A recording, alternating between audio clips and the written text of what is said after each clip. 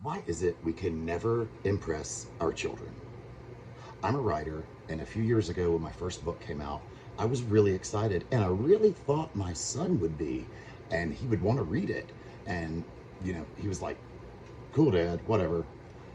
But I can't really blame him. My husband wasn't much better, but he was scared to read it because he thought if it's not any good, then how do I tell you that?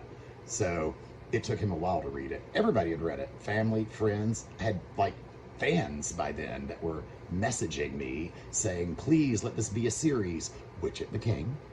Um, I love it. My husband finally read it and he loved it. But my son, no.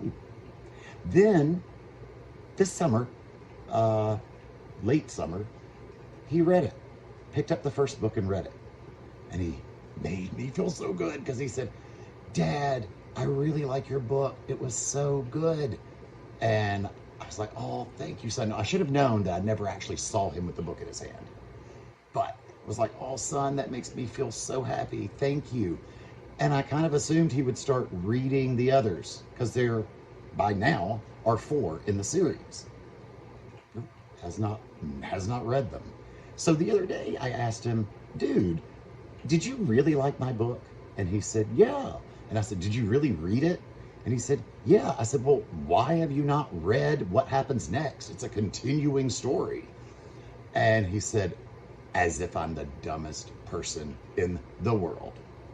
Dad, your first one's on audio.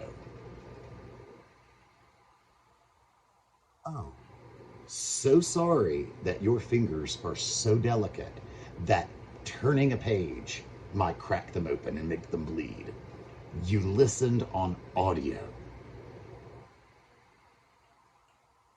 Thank you.